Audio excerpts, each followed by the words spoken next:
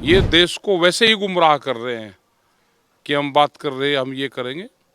ये किसानों की ज़मीन छीनना चाहते हैं, देश को लेबर कंट्री बनाना चाहते हैं।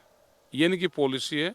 देश का राजा की पॉलिसी है कि देश में हिंदू मुस्लिम हो, देश में जाट वर्सेस हो, देश में ठाकुर और गुज्जर आपस में लड़े, देश में पटेल और नॉन पटेल की राजनीति हो, देश में मराठा और नॉन मराठा की हो।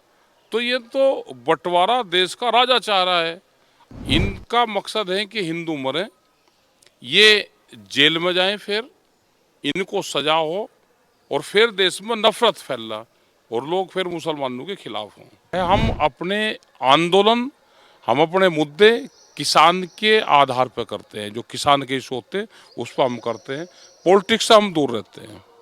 किसान नेता राकेश टिकैत लखनऊ पहुंचे हैं, जहां पर उन्होंने तमाम किसानों के साथ कल बैठक की। बैठक में क्या कुछ मुद्दों को लेकर चर्चा हुई, हम जानेंगे। राकेश जी, आप लखनऊ पहुंचे हैं, तमाम लोगों के साथ आपने बैठक की, किन मुद्दों को लेकर चर्चा हुई है? यहाँ पे 4 जोन उत्तर प्रदेश में हमने बनाए। पश्चिम जोन है, मध्यांचल है, पूर्वांचल है और अपना बुंदेलखंड। तो कल 2 जोन की मीटिंग यहाँ पर थी, बुंदेलखंड और पूर्वांचल की। उनके जिलाध्यक्ष और कुछ पदाधिकारी बुलवाए थे। यहाँ पे एक मीटिंग होनी है पूरे प्रदेश में 11 अगस्त। वो ट्रैक्टर मार्च होंगे और उसमें भी वही मुद्दे रहेंगे। मुद्दे हैं फसल बीमा योजना का, जो फसल सूखे से प्रभावित हुई, जो फसल बाढ़ से नुकसान हुआ, ये एक बड़ा इशू रहेगा। एमएसपी गारंटी कानून, ये भी एक बड़ा इशू रहेगा क्योंकि खरीद नहीं हो पाती। बिजली के बढ़े हुए रेट, सरकार अपने वादे पर काम करे। पहले 5 साल की बात करी कि फ्री बिजली देंगे एग्रीकल्चर में, फिर 1 साल की बात करी, किसान उससे कर्जे में बहुत आया। तो ये इशू रहेंगे। गन्ना भुगतान है, गन्ने का रेट है, बीमा जो है वो फसलों का नहीं मिल पाता। दूसरा, भूमि अधिग्रहण, बहुत स्पीड से भूमि अधिग्रहण हो रहा है। सर्किल रेट नहीं बढ़ाए गए, और सर्किल रेट नहीं बढ़ाए गए, जमीन आज ले रहे हो, मार्केट रेट ज़्यादा है। जैसे हम लखनऊ में बैठे, मार्केट रेट ज़्यादा है, सर्किल रेट कम है, तो उससे भी किसानों को बहुत नुकसान हो रहा है। तो इन सब इशू को लेकर हमारी मीटिंग होगी 11 अगस्त में, और सितंबर में 18 सितंबर को लखनऊ में 1 दिन की पंचायत हम करेंगे। तो भी ये इशू यहाँ पे है, और संगठनों को कैसे मजबूत करा जाए, अधिकारियों को कैसे ज्ञापन दिया जाए। तो इन सब चीज़ों पे कल बातचीत हुई है। एमएसपी को लेकर लगातार आपकी बैठकें भी हुई हैं, सरकार से भी बातचीत हुई, क्या कभी बात बनी नहीं? एमएसपी पर भी भारत सरकार कोई जवाब नहीं दे रही, और 22 जनवरी 2021 से भारत सरकार से हमारी कोई बात नहीं हुई। ये देश को वैसे ही गुमराह कर रहे हैं कि हम बात कर रहे हैं, हम ये करेंगे। ये किसानों की ज़मीन छीनना चाहते हैं, देश को लेबर कंट्री बनाना चाहते हैं। ये इनकी पॉलिसी है।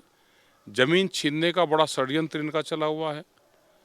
तो ज़मीन हमारी कैसे बचे, फसल और नस्ल कैसे बचे, ये भी हमारा एक बड़ा इशू है। किसानों को की आवाज़ जो है वो लगातार आप उठाते हैं, क्या इस सरकार में किसानों का कोई फायदा नहीं हुआ अभी तक?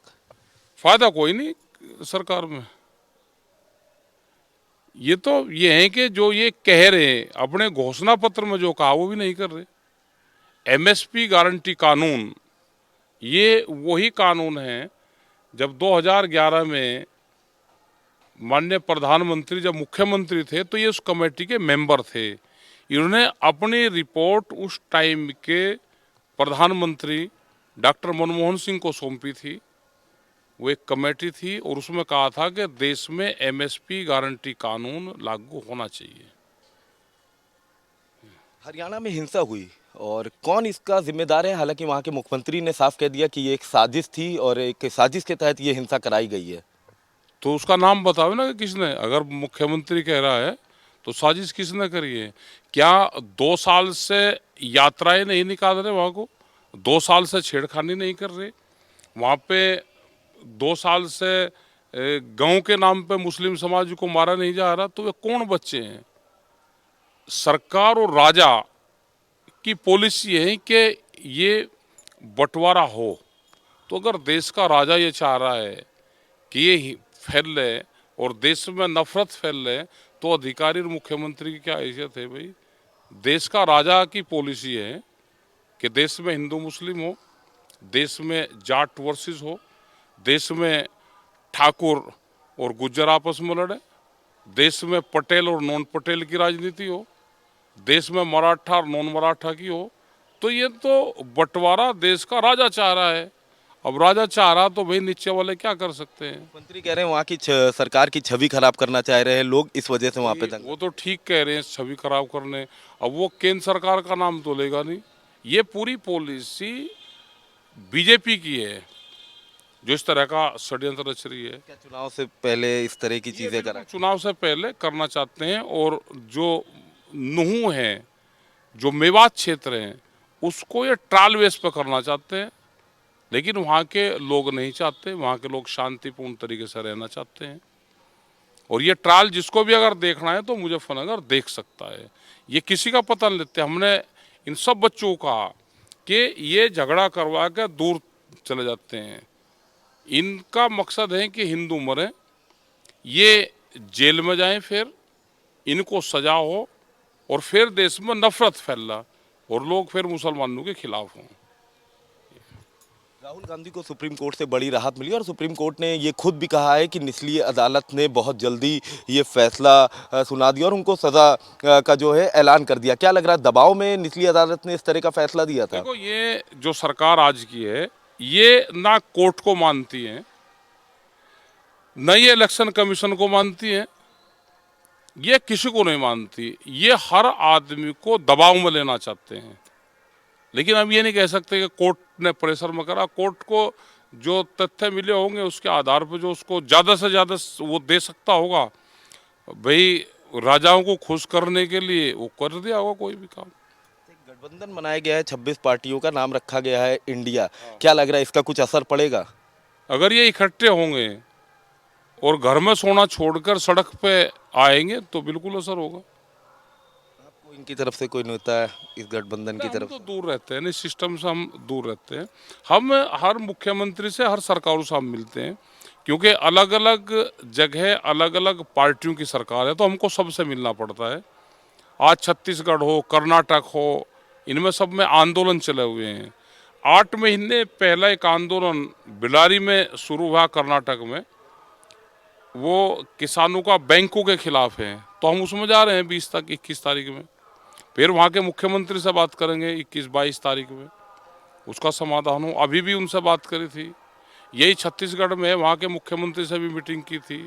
वहाँ पे भी भूमि अधिग्रहण के मामले है, वहाँ पे भी जो जमीनें हैं आदिवासी की, उसका एक बड़ा मामला है। अच्छा, रेसलर्स की बात करें, रेसलर्स ने तमाम तरह के आरोप लगाए थे बीजेपी के सांसद हैं बृजभूषण शरण सिंह उनके ऊपर। हालांकि कोर्ट में भी ये मामला है, पर अभी तक कुछ निर्णय उस पर निकल कर नहीं आया। भाई बार कहा तो भाई वो मंत्री किसका है, सांसद किसका है?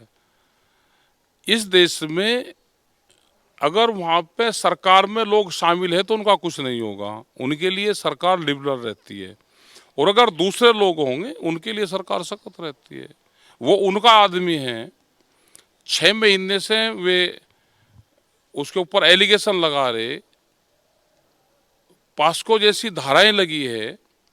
क्या इससे पहले भी जिसके ऊपर पास्को की धाराएं लगी उससे गिरफ्तारी पहले हुई या जांच उसकी पहले हुई? 6 महीने तक एक बच्चे, एक परिवार, वो सरकार का इनका मुकाबला कर सकता है? वो टूट जाएगा एक टाइम पे आगे।